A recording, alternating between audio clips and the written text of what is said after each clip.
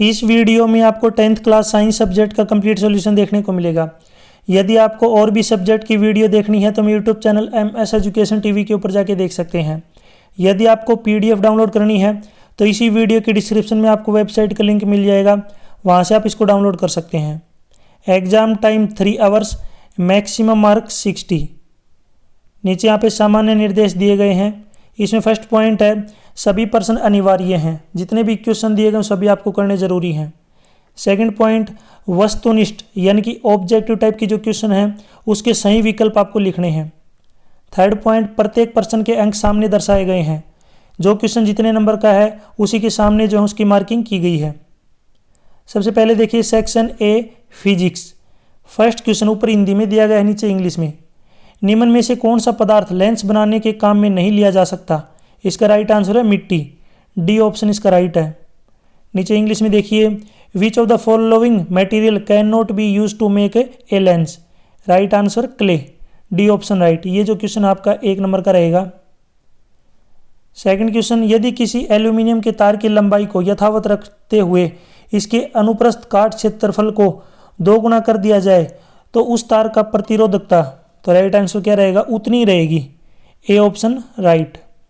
English में देखिए if the cross sectional area of aluminium wire is doubled and length remaining same it's resistivity will be same. इसकी जो resistivity क्या रहेगी? Same. देखिए resistivity depend नहीं करती, रेजिस्टेंस करता है। अगर यहाँ पे रेजिस्टेंस पूछते ना तो वो चेंज कर सकता है, लेकिन रेसिस्टिविटी जो है इनके ऊपर डिपेंड नहीं करती है। तो इसमें जो ए ऑप्शन है ये अपना राइट रहेगा। ये भी जो आपका 1 नंबर का क्वेश्चन है। क्वेश्चन 3 विद्युत आवेश के प्रवाह की दर को डैश कहते हैं? The rate of flow of charge is called. इसको हम क्या बोलते हैं? विद्युत धारा, और इंग्लिश में इसको बोलेंगे इलेक्ट्रिक करंट। अगर आपको हिंदी में लिखना है तो इसमें लिख दीजिए विद्युत धारा। क्वेश्चन 4 इंद्रधनुष का बना प्रकाश की कौन सी घटना पर आधारित है? Name the phenomena on which formation of rainbow is based. तो इसको बोलते हैं हम dispersion of light, dispersion of light. इसके अलावा अगर आप देखा जाए तो डिस्पर्जन के अलावा इसके अंदर रिफ्रैक्शन भी होता है और रिफ्लेक्शन भी, याद रखना। यानी कि इसके अंदर जो है रिफ्रैक्शन और टोटल इंटरनल रिफ्लेक्शन, यानी कि यहाँ पे तीनों होती हैं, ये आपको याद रखना है। लेकिन अगर आपको फिर भी एक ही लिखना चाहते हैं तो डिस्पर्जन लिख सकते हैं, अदरवाइज इसमें डिस्पर्जन भी है, रिफ्रैक्शन भी है और टोटल इंटरनल रिफ्लेक्शन। ये आपका 1 नंबर का है। क्वेश्चन 5 ये आपका असर्शन रीजन यानी कि अभिकथन कारण आधारित प्रश्न दिया गया है।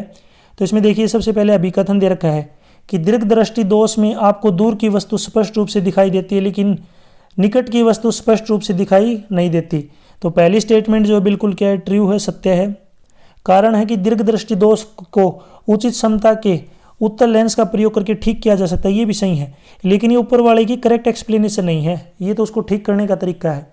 यानी कि दोनों स्टेटमेंट अपनी अपनी जगह पे सही है, तो इसका राइट आंसर क्या आ जाएगा? अभिकथन और कारण दोनों सही है, लेकिन जो कारण है वो अभिकथन की सही व्याख्या नहीं है।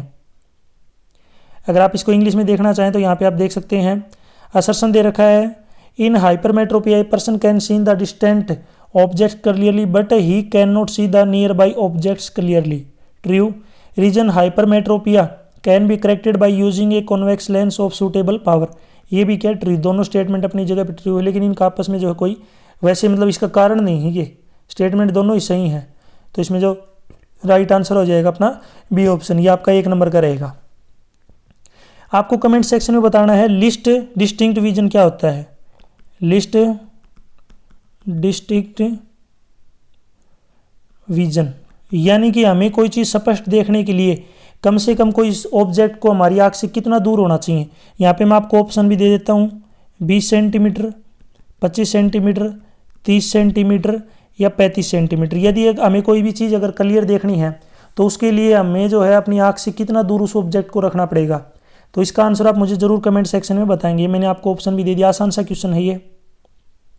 क्वेश्चन 6 व्याख्या कीजिए कि ग्रह क्यों नहीं टिमटिमाते? ये आपके जो हैं 2 नंबर का है। आंसर है ग्रह तारों की अपेक्षा पृथ्वी के समीप होते हैं, इसलिए प्रकाश की वृहद स्रोत के रूप में दिखाई देते हैं। यदि हम किसी ग्रह को अनेक प्रकाश बिंदु स्रोत माने तो सभी बिंदु स्रोतों से हमारे नैन में यानी कि आँख में प्रवेश पाने वाले प्रकाश में होने वाला परिवर्तन औसतन 0 के आसपास ही होगा। इसका मतलब है कि ग्रह से हमें एक जैसी तीव्रता का प्रकाश मिलता है। यह टिमटिमाने वाले प्रभाव को समाप्त कर देता है, जिसके कारण ग्रह नहीं टिमटिमाते। इंग्लिश में देखिए, explain why the planets do not twinkle. The planets are much nearer to the earth as compared to the star, though these can be considered as broad source of light. If we consider a planet as a collection of a large number of point-sized source of light, then the total variation in amount of light entering in our eye from all individual point-sized sources will average out to zero. It means that we get light of constant intensity from a planet. This nullifies the twinkling effect and hence the planets do not twinkle. यहाँ पे planets की spelling गलत दे रखी है, यहाँ पे आ जाएगी PLANETS planets, यहाँ पे बीच में आएगा E, ये मिस्टेक हो गया। क्वेश्चन 7 यहाँ पे ऊपर हिंदी में दिया गया है, कोई विद्युत मोटर 220 वोल्ट के विद्युत स्रोत से 5 एम्पीयर विद्युत धारा लेती है। विद्युत मोटर की शक्ति निर्धारित कीजिए तथा 2 घंटे में मोटर द्वारा प्रयुक्त ऊर्जा की परिकल्पित कीजिए। इसी के अथवा में एक और क्वेश्चन है कि विद्युत धारा किसे कहते हैं, इसका सूत्र व सही मात्रक लिखिए। ये क्वेश्चन आपका 7 नंबर का है, गलती से यहाँ पे 6 दे रखा है। अगर हम डिस्कस करें इंग्लिश में तो यहाँ पे देखिए सारी चीज़ दे रखी है। अभी हम इसको सोल्व कर लेते हैं। सबसे पहले इलेक्ट्रिक करंट यानी कि आई की वैल्यू है 5 एम्पीयर।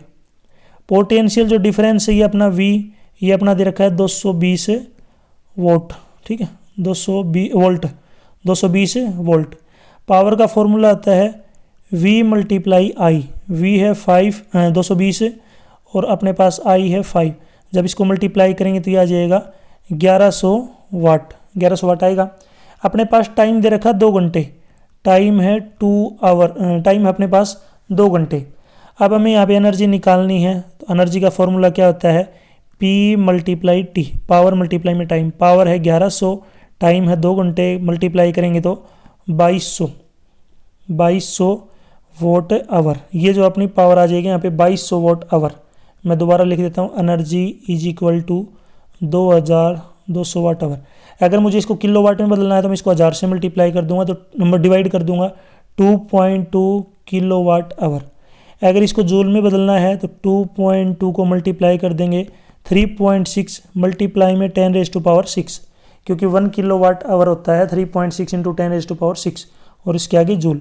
अब इसको सोल्व कर लेंगे 7.92 मल्टीप्लाई में 10⁻⁶ जूल, अगर आपको जूल में करना है तो। इसी के और में यहाँ पे इलेक्ट्रिक करंट क्या है, इसकी जो है फॉर्मूला और ऐसा यूनिट लिखनी है। तो सबसे पहले बात कर लेते हैं हिंदी में। अगर बात करें विद्युत धारा, अगर आप ऊपर देखेंगे तो ऊपर जो हिंदी में दे रखा है विद्युत धारा क्या है, 7th क्वेश्चन है। इसका सही, किसी चालक में आवेश के प्रवाह की दर को विद्युत धारा कहते हैं। इसका फॉर्मूला है I = Q/T। I विद्युत धारा, Q आवेश, T टाइम और इसका सही मात्रक होता है एम्पीयर। नीचे अगर इसको इंग्लिश में डिस्कस करें, electric current formula and SI unit, the rate of flow of charge through a conductor is called electric current. Electric current का अगर फॉर्मूले की बात करें, I = Q/T। I का मतलब क्या है यहाँ पे इलेक्ट्रिक करंट, Q का मतलब है इलेक्ट्रिक चार्ज, T का मतलब टाइम। अगर यहाँ पे इसका फॉर्मूला मैंने आपको बता दिए रहा। अगर इसकी एसआई यूनिट की बात करें तो ये होती है एम्पीयर, एंड जो इलेक्ट्रिक करंट होता है इसकी यूनिट होती है एम्पीयर। क्वेश्चन 8 ए पार्ट, विद्युत धारा को किस यंत्र से मापा जाता है? इस यंत्र को विद्युत परिपथ में किस क्रम में जोड़ा जाता है? इस यंत्र को किस संकेत द्वारा प्रदर्शित किया जाता है? बी पार्ट, 1 एम्पीयर को परिभाषित करें। इसका आंसर है विद्युत धारा को एमीटर से मापा जाता है। विद्युत परिपथ में एमीटर को श्रेणी क्रम में जोड़ा जाता है और इसका जो संकेत होता है ये होता है ए। नेक्स्ट अगर हम यहाँ पे बात करें कि 1 एम्पीयर को परिभाषित कीजिए, यानी कि 1 ampere is equal to 1 coulomb upon में 1 सेकेंड, यानी कि यदि किसी चालक में 1 सेकंड में 1 कूलाम आवेश प्रवाहित हो तो इसमें प्रवाहित विद्युत धारा को 1 एम्पीयर कहते हैं। नेक्स्ट इंग्लिश में देखिए, name a device use to measure electric current, how is it connected in an electric circuit, right symbol of the device. और लास्ट में यहाँ पे सेकंड पार्ट है डिफाइन 1 एम्पीयर, 1 एम्पीयर को डिफाइन कीजिए। सबसे पहले बात कर लेते हैं डिवाइस का। डिवाइस का नाम होता है एमीटर। नेक्स्ट अगर हम बात करें यहाँ पे किस तरीके से जोड़ा जाता है, तो इसको हम जोड़ते हैं सीरीज में, याद रखना सीरीज में, पैरेलल में नहीं, सीरीज में जोड़ते हैं। अगर हम यहाँ पे बात करें, जो सिंबल होता है इसको ए से रिप्रेजेंट करते हैं, ए से। 1 एम्पियर को अगर हम डिफाइन करें 1 एम्पियर, तो 1 एम्पियर होता है 1 कूलम अपॉन में 1 सेकेंड, यानी कि current flowing through a conductor is said to be 1 ampere if 1 coulomb charge flows through it in 1 second. यह आपका जो क्वेश्चन है ये आपका 3 नंबर का रहेगा। नेक्स्ट है क्वेश्चन 9। क्वेश्चन 9 देखिए ऊपर हिंदी में दिया गया है, किसी विद्युत वृत्ताकार पास के कारण चुंबकीय क्षेत्र का वर्णन कीजिए। इसको एक्सप्लेन करना है। नीचे यहाँ पे इंग्लिश में दिया गया, describe the magnetic field due to current through a circular loop. पहले देखिए मैं आपको यहाँ पे एरो लगा देता हूँ, समझ में आ जाए। जो क्वेश्चन है ये आपका नीचे इंग्लिश में दे रखा है यहाँ पे, ठीक है, ऊपर आपका जो है हिंदी में दिया गया है। तो पहले हिंदी में बात कर लेते हैं। किसी धारावाही वृत्ताकार पास के कारण चुंबकीय क्षेत्र, जब किसी वृत्ताकार पास में धारा प्रवाहित की जाती है तो उसके प्रत्येक बिंदु के चारों ओर चुंबकीय क्षेत्र उत्पन्न हो जाता है। वृत्ताकार कुंडली में धारा प्रवाहित करने पर जैसे जैसे हम तार से दूर हटते जाते हैं, उसके प्रत्येक बिंदु के चारों ओर उत्पन्न चुंबकीय क्षेत्र को निरूपित करने वाली सेकेंडरी वृत्तों का आकार बड़ा होता जाता है। और जैसे ही हम वृत्ताकार लूप के केंद्र तक पहुंचते हैं तो इन वृहत वृत्तों के चाप सरल रेखाओं के समान लगने लगते हैं। अगर हम बात करें, तार के प्रत्येक बिंदु से चुंबकीय क्षेत्र रेखाएं उत्पन्न होती है जो केंद्र पर सरल रेखाओं के समान लगती है। तार के प्रत्येक भाग के योगदान के कारण लूप के भीतर चुंबकीय क्षेत्र रेखाएं एक ही दिशा में होती है। नेक्स्ट अगर इसको इंग्लिश में डिस्कस करें, देखिए क्या होता है। Magnetic field due to current flowing through a circular loop. When current flows through a circular loop, then magnetic field develops around every point of loop in form of concentric circle. At every point of current carrying circular loop, the concentric circles representing the magnetic field around it would become larger and larger as we move away from the wire. By the time we reach at the center of the circular loop, of arcs of these big circles would appear as straight line. Every point on the wire carrying current to give rise to the magnetic field appearing a straight line as the center of a loop. Every section of the wire contributes the magnetic field line in the same direction with the loop. अब नीचे अगर हम बात करें यहाँ पे, इसी के अथवा में क्वेश्चन दे रखा है, विद्युत परिपथों तथा साधित्रों में सामान्यतः प्रयोग होने वाले 2 सुरक्षा उपायों के नाम लिखिए और उनके कार्यों की जो है विधि समझाइए। नीचे यहाँ पे इंग्लिश में दिया गया है, पहले हिंदी में डिस्कस कर लेते हैं। देखिए यहाँ पे हिंदी में दे रखा है क्वेश्चन, तो कौन कौन सी 2 चीज़ें हैं। तो इसमें है एक तो भू संपर्क तार और दूसरा है विद्युत फ्यूज। भू संपर्क तार को क्या बोलते हैं हम, ग्राउंडिंग यानी कि अर्थिंग, और दूसरा अगर हम बात करें यहाँ पे विद्युत फ्यूज। सबसे पहले बात कर लेते हैं भू संपर्क तार का कार्य। तो विद्युत परिपथ में किसी दोष के कारण विद्युन्मय तार साधित्र में धातु के संपर्क में आ जाते हैं तो भू संपर्क तार के कारण विद्युत धारा का प्रवाह पृथ्वी की ओर देने लगता है, जिसके कारण साधिज का प्रयोग कर रहे व्यक्ति को अधिक विद्युत शॉक नहीं लगता। दूसरा है विद्युत फ्यूज। विद्युत फ्यूज ऐसा तार है जिसका गलनांक बहुत कम हो। जब लघु पठान अथवा अति भरण के कारण परिपथ में उच्च धारा प्रवाहित होती है तो फ्यूज तार गर्म होकर पिघल जाता है। फलस्वरूप परिपथ टूट जाता है और धारा प्रवाह रुक जाता है, जिसके कारण परिपथ अथवा प्रयुक्त साधिज खराब होने से बच जाता है। Name 2 safety measures which are used in electric circuit and appliance, also illustrate their working. सबसे पहले है अर्थिंग वायर और सेकंड अगर हम बात करें ये है फ्यूज। पहले अर्थिंग वायर के बारे में डिस्कस कर लेते हैं। It acts as a safety device whenever there is a leakage of electric current in the metallic body of an electric appliance like an electric iron toaster etc. By using earth wire, the user does not get a severe electric shocks as it provides a low conducting path for the electric current. Second, a fuse. It is a wire which is used in the live wire. It is an alloy of lead and tin. Whenever there is a flow of heavy electric current and cuts off the supply of electric current, thus it saves the electric wires from damage. आपको मुझे comment section में बताना कि जो rainbow होता है जिसको हम इंद्रधनुष बोलते हैं उसमें कौन कौन से कलर होते हैं और उनका जो है सही ऑर्डर आपको कमेंट सेक्शन में बताना है, यानी कि उनका ऑर्डर किस प्रकार से होता है। तो रेनबो के अंदर टोटल कलर आपको बताने हैं।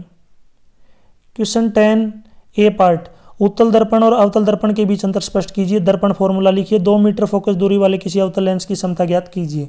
और इसी के अथवा में है गोलीय दर्पणों द्वारा परिवर्तन के लिए प्रयुक्त नई चिन्ह है परिपाटी की व्याख्या कीजिए। नीचे ये इंग्लिश में दिया गया है। सबसे पहले देखिए ऊपर हिंदी में अगर हम बात करें, सबसे पहला है उत्तल दर्पण। उत्तल दर्पण में परावर्तक तल बाहर की ओर वक्र होता है। केवल आभासी प्रतिबिंब बनते हैं। केवल सीधा प्रतिबिंब बनता है। प्रतिबिंब वास्तु के आकार से छोटा बनता है। सेकंड है अवतल दर्पण। अवतल दर्पण में परावर्तक तल अंदर की ओर वक्र होता है। आभासी और वास्तविक दोनों प्रकार के प्रतिबिंब बनते हैं। सीधा और उल्टो दोनों प्रकार के प्रतिबिंब बनते हैं। प्रतिबिंब छोटा, बड़ा और वस्तु के आकार का बनता है।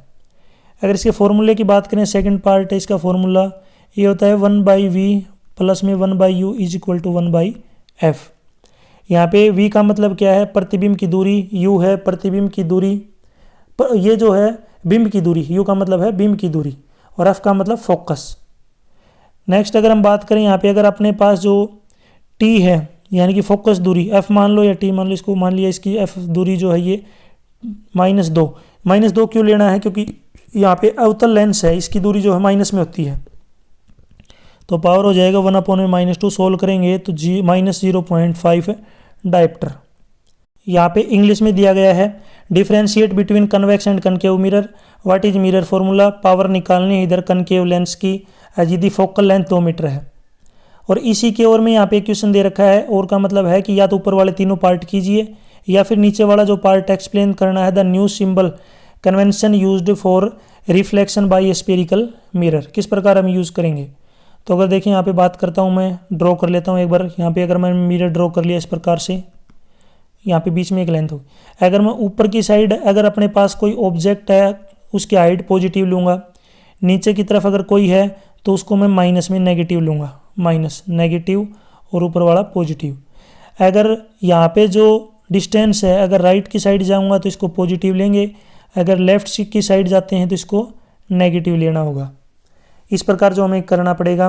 और डायरेक्शन जो है हमें इंसिडेंट लाइन की लेफ्ट से राइट में लेनी है, यानी कि लेफ्ट से वो राइट में दे रहा है। तो इस प्रकार से जो हमें ये जो इसका डायग्राम बनेगा।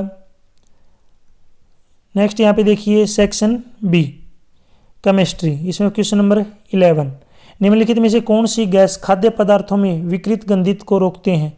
तो कौन सी रोकती है? यहाँ पे इसका राइट आंसर हो जाएगा N2 यानी कि नाइट्रोजन। सी ऑप्शन यहाँ पे राइट होगा। नीचे इंग्लिश में देखिए, which of the following gas prevent rancidity of edible product? N2 nitrogen. Question 12 मैं थोड़ा जूम करके दिखा देता हूँ। यहाँ पे आपको समीकरण दे रखा है, इक्वेशन दे रखी है 2AgBr, आगे बनेगा 2Ag प्लस में Br2। ये क्या है? कि एंडोथर्मिक रिएक्शन है। बी ऑप्शन राइट हो जाएगा, एंडोथर्मिक यानी कि उष्मा शोषी। बी ऑप्शन राइट है। क्वेश्चन 13 का है, डैश एक धातु है जो विद्युत की कुचालक है। Dash is the non metal which is good conductor of electricity. सुचालक है। सुचालक कौन सी है? यहाँ पे इसका राइट आंसर क्या हो जाएगा? ग्रेफाइट। ग्रेफाइट इंग्लिश में लिख सकते हैं। यदि आप हिंदी मीडियम के स्टूडेंट हैं तो इसको हिंदी मीडियम में लिखिए ग्रेफाइट, जो आपकी पेंसिल में होती है। क्वेश्चन 14, आघातवर्धता किसे कहते हैं? What is malleability? The property of metal due to which they can be turn into the thin sheets is called malleability. यानी कि धातुओं को पीट कर पतली चादरों के रूप में परिवर्तन करने के गुण को आधारवर्धता कहते हैं। दूसरा, अगर हम बात करें कोई मेटल है, अगर उसको हम लंबा तार बनाते हैं तो उस प्रॉपर्टी का नाम आप मुझे कमेंट सेक्शन में बताएंगे। यानी कि यहाँ पे तो इसमें चादर की बात की जा रही है, अगर कोई लंबा वायर बनाते हैं खींच के तो उस प्रॉपर्टी का क्या नाम होता है? कमेंट में बताएं। ये आपका 1 नंबर का क्वेश्चन रहेगा। नेक्स्ट बात करें यहाँ पे क्वेश्चन 15, अभिकथन कारण आधारित प्रश्न। अभिकथन है कि HCl HNO3 आदि जलीय विलयन में अम्लीय अभिलक्षण प्रदर्शित करते हैं। तो पहली स्टेटमेंट अपनी ट्रू है। रीजन है HCl तथा HNO3 आदि जल में घुलकर H+ आयन देते हैं। दूसरी भी स्टेटमेंट सही है और ये इसका करेक्ट एक्सप्लेनेशन भी है। तो यहाँ पे इसका राइट हो जाएगा आंसर। अभिकथन और कारण दोनों सत्य हैं और जो कारण है वो अभिकथन की सही व्याख्या है। इंग्लिश में देखिए, HCl HNO3 ETC show acidic characters in aqueous solution. Reason HCl and HNO3 ETC give H+ ion when dissolved in water, यहाँ पे H+ आएगा। तो इसका राइट आंसर हो जाएगा assertion and reason are true and reason is correct explanation of assertion. Question 16 का question, ये आपका 2 नंबर का रहेगा। क्वेश्चन है यहाँ पे, वियोजन अभिक्रिया से आप क्या समझते हैं, रासायनिक समीकरण सहित एक उदाहरण दीजिए। इसका आंसर है, जिन रासायनिक अभिक्रियाओं में एक अभिकर्मक सरल अवयव में टूट जाता है उसे वियोजन यानी कि अपघटन अभिक्रिया कहते हैं। नेक्स्ट यहाँ पे देखिए, अगर बात करें इंग्लिश में, what is decomposition reaction, give example. Answer, those chemical reaction in which a single reactant breaks down into 2 और more simple products are called decomposition reaction. यहाँ पे एग्जांपल लिख लेते हैं, देखिए FeSO4, अगर इसको हीट करेंगे, गर्म करेंगे, तो यहाँ पे बनेगा Fe2O3 प्लस में SO3 प्लस में SO2।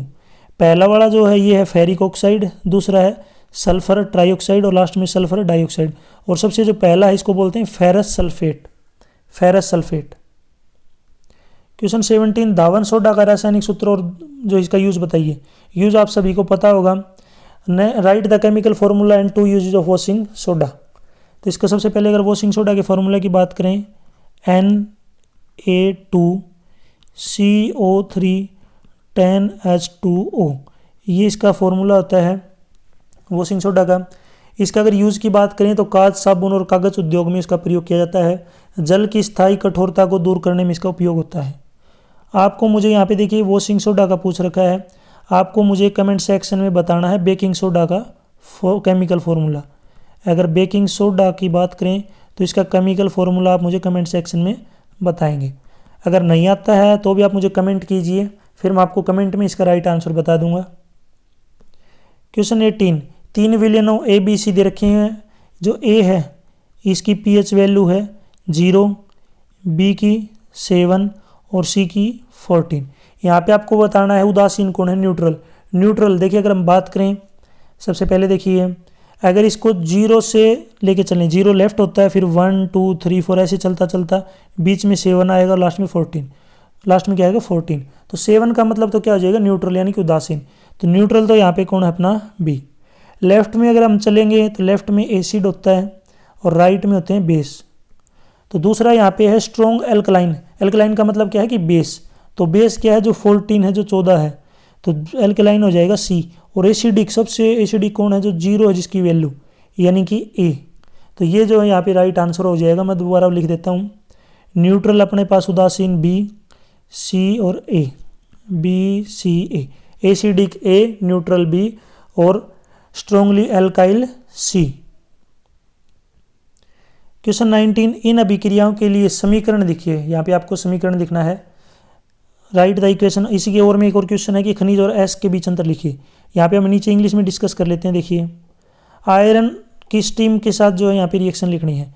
तो यहाँ पे 3Fe प्लस 4H2O रिएक्शन बनेगी Fe3O4 प्लस में 4H2।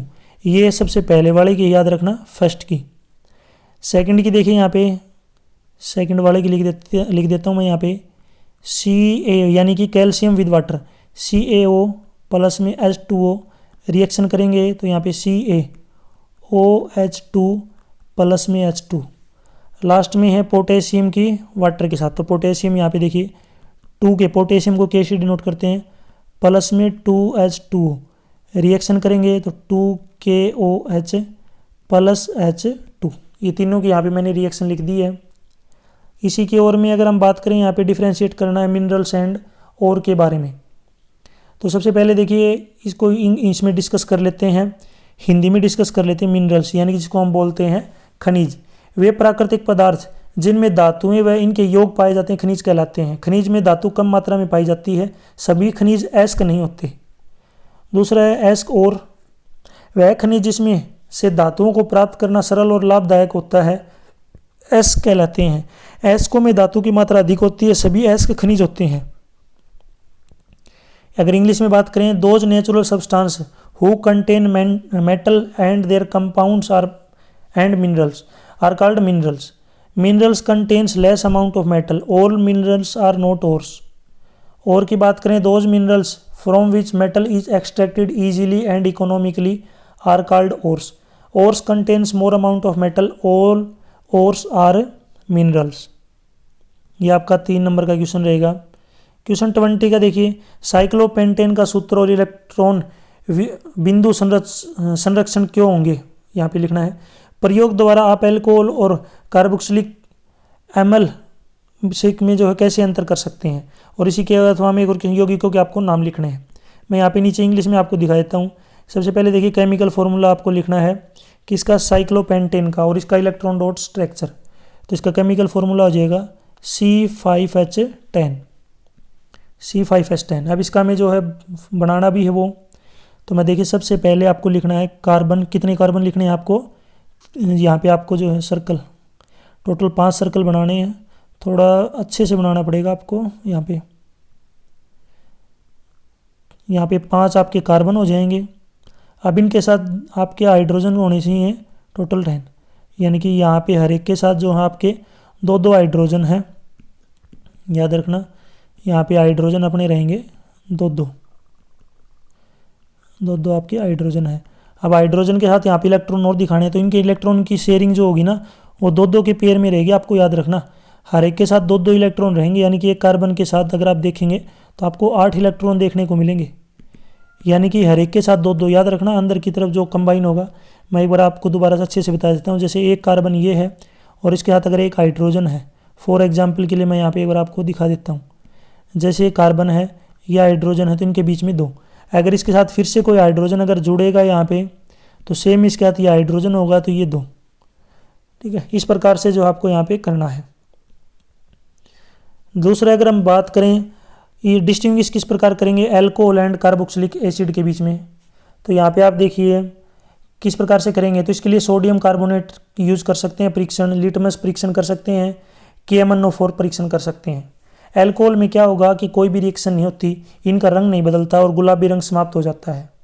और अगर बात करें हम कार्बोक्सिलिक एसिड के अंदर, तो इसमें CO2 गैस उत्सर्जित होती है, नीला लिटमस लाल हो जाता है और इसमें कोई भी क्रिया नहीं होती है। नेक्स्ट, यहाँ पे इनके नाम और लिखने हैं हमें।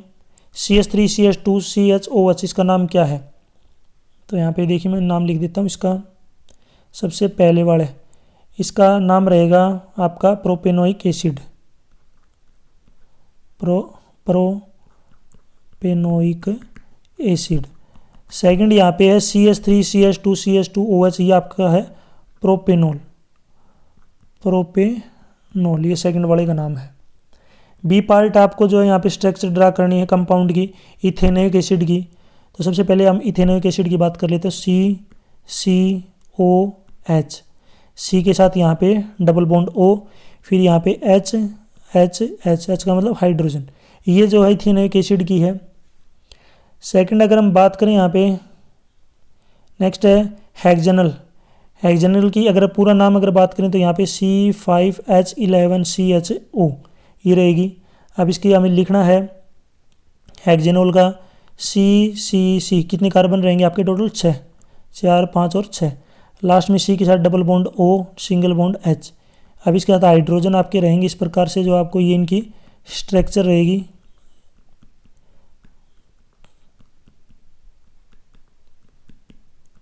टोटल यहाँ पे आप देख सकते हैं 6 कार्बन हैं, उनके साथ इस प्रकार आपको दिखाना है। और ऊपर जो है इथेनोइक एसिड, इसका फॉर्मूला मैंने एक बार लिखा नहीं, ये मैं लिख देता हूँ CH3COOH। नेक्स्ट है ब्यूटेनॉन का अगर फॉर्मूले की बात करें तो C2H5COCH3 ये होता है। अब इसका स्ट्रक्चर की बात करें तो यहाँ पे कार्बन अपने हो जाएंगे 4 C और C। हाइड्रोजन, अब नीचे यहाँ पे देखिए इनके साथ हाइड्रोजन रहेगा, डबल बॉन्ड O, फिर सिंगल बॉन्ड के साथ हाइड्रोजन, फिर पहला जो कार्बन है इसके साथ आपको हाइड्रोजन देखने को मिलेंगे टोटल 3। ये आपका टोटल 5 नंबर का रहेगा, याद रखना। नेक्स्ट है सेक्शन C बायोलॉजी। बायो के जो क्वेश्चन है ये स्टार्ट हो गए हैं, तो इसमें हम बात कर लेते हैं। देखिए सबसे पहला, मानव मादा में लैंगिक गुणसूत्र है, यानी कि जो फीमेल होती है इसमें कौन सा गुणसूत्र होता है, X और XX जो है क्रोमोसोम यानी गुणसूत्र होता है। आपको कमेंट सेक्शन में बताना जो मेल है, मेल उसके अंदर कौन सा गुणसूत्र होता है, कमेंट सेक्शन में बताएंगे। मैंने आपको फीमेल का बता दिया, आपको मेल का बताना है। Sex chromosome present in human female XX। यहाँ पे आपको बताना है ह्यूमन मेल। ह्यूमन मेल का अंदर कौन सा जो है क्रोमोसोम प्रेजेंट होता है, कमेंट में बताएं। नेक्स्ट है क्वेश्चन 22, निम्न में से कौन आहार श्रृंखला का निर्माण करता है? Which of the following constitute a food chain? Right answer है घास, बकरी और मानव। बी ऑप्शन राइट होगा, grass, goat and human. Question 23, पृथ्वी को पराबैंगनी किरणों से बचाने वाली परत का नाम लिखिए। Dash protects earth from harmful ultraviolet radiation. तो उसका नाम होता है ओजोन लेयर। इंग्लिश में अगर आपको लिखना है तो इसको लिख सकते हैं ओजोन परत। 1 नंबर का क्वेश्चन है। क्वेश्चन 24, कौन सी ग्रंथि हार्मोन और एंजाइम दोनों स्त्रावित करती है? Which endocrine gland creates both hormones and enzymes? इसका राइट आंसर हो जाएगा pancreas.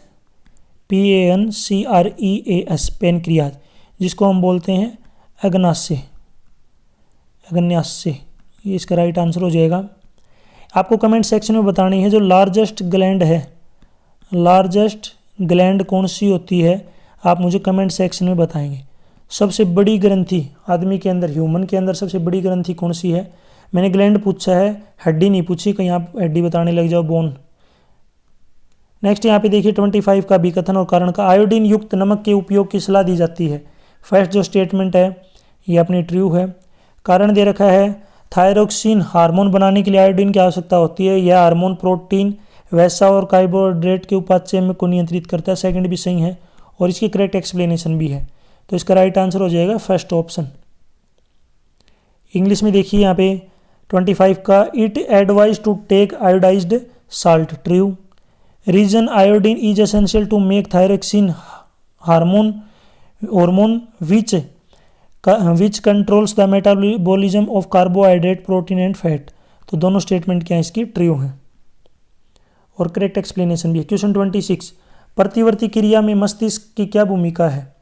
What is the role of the human in reflex action? सबसे पहले हिंदी में देखिए, प्रतिवर्ती क्रिया को पूर्ण करने में मस्तिष्क की अपेक्षा मेरुरज्जु की महत्वपूर्ण भूमिका होती है। शरीर के किसी भाग में संदेश तीव्रता से मेरुरज्जु द्वारा पहुंचता है और उतनी ही गति से संदेश संबंधित मांसपेशी तक पहुंचता है और अनुक्रिया संपन्न हो जाती है।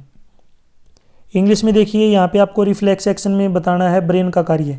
The spinal cord has a major role then brain in completion of reflex action. The message of stimulus from any part of body reach rapidly to the spinal cord and response is transmitted back to the concerned muscles with the same speed and action completes.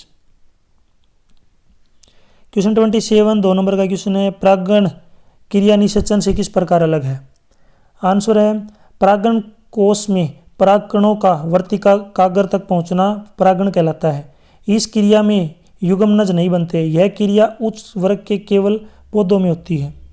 दूसरा निषेचन, नर एवं मादा युग्मन के संलयन की क्रिया निषेचन कहलाती है। इस क्रिया में युग्मनज बनता है। यह क्रिया उच्च वर्ग के पौधों तथा जंतुओं में होती है। नेक्स्ट नीचे इंग्लिश में देखिए, pollination, the transfer of pollen grain from anther lobes to stigma is called pollination. In this process, zygote is not formed. This process takes place only in plants of high category. Next है fertilization.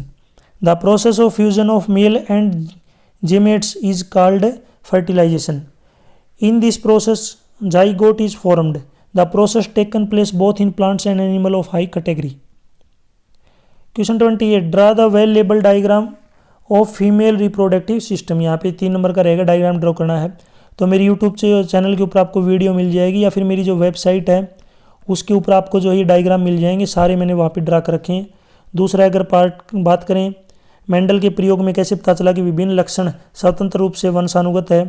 एक नीले फूल, यानी कि ये सभी जो question आपको मेरी यूट्यूब चैनल या फिर वीडियो के डिस्क्रिप्शन में वेबसाइट है वहाँ पर जाके आप इनको पढ़ सकते हैं। यहाँ पर आपको लीफ का जो है क्रॉस सेक्शनल, दूसरा जो है यहाँ पे फोटोसिंथेसिस की प्रोसेस समझानी है, cross section of human heart, describe role of saliva and bile juice in the process of digestion. यानी कि ये जो क्वेश्चन है आपको मेरी जो वेबसाइट है वहाँ पे आपको देखने को मिल जाएंगे, जाके आप देख सकते हैं। थोड़े से लेंथी क्वेश्चन है, यहाँ पे टाइम लग सकता है, तो आप एक बार ज़रूर मेरी जो वेबसाइट है उसको चेक कीजिए। बस चलो उससे पहले मैं आपको थोड़ा सा ये काम बता देता हूँ कि सलीवा का क्या रोल होता है, सलाइवा और बाइल जूस का क्या रोल होता है। सबसे पहले देखिए सलाइवा क्या रोल होता है। Saliva contains an enzyme called salivary यानी कि salivary amylase which breaks down starch to give sugar. Saliva also kill micro organisms present in food. Role of bile juice makes the medium alkaline for the pancreatic enzymes to act. It breaks large fat globules into small globules which are known as emulsification of fats. ये जो यहाँ पे इसका कार्य रहेगा, अगर हिंदी में अगर हम बात करें लार में टाइलिन नामक एंजाइम होता है जो स्टार्च को शर्करा में परिवर्तित कर देता है। लार भोजन में उपस्थित हानिकारक सूक्ष्म जीवों को भी मारता है। दूसरा है पित्त अग्नाशय में उपस्थित एंजाइमों की क्रिया के लिए पित्तरस माध्यम को क्षारीय बनाता है। यह वसा के बड़े टुकड़ों को छोटे छोटे टुकड़ों में तोड़ देता है। इसे वसा का एम्प्लीफिकेशन कहते हैं। यहाँ तक वीडियो अपनी कंप्लीट हो चुकी है। वीडियो अच्छी लगी तो उसको लाइक करें, अपने दोस्तों के साथ जरूर शेयर करें। और भी वीडियो देखनी है तो मेरे YouTube channel MS education TV के ऊपर जाके देख सकते हैं। यदि आपको PDF डाउनलोड करनी है तो इसी वीडियो के डिस्क्रिप्शन में आपको या फिर इस कोने में वेबसाइट का नाम दिख रहा होगा, इस वेबसाइट से जाके आप डाउनलोड कर सकते हैं। यदि आप मुझे फेसबुक, इंस्टाग्राम और टेलीग्राम पे फॉलो करना चाहते हैं तो उसका लिंक भी आपको इसी वीडियो के डिस्क्रिप्शन में मिल जाएगा, वहाँ से आप मुझे डायरेक्ट फॉलो कर सकते हैं। Thanks for watching.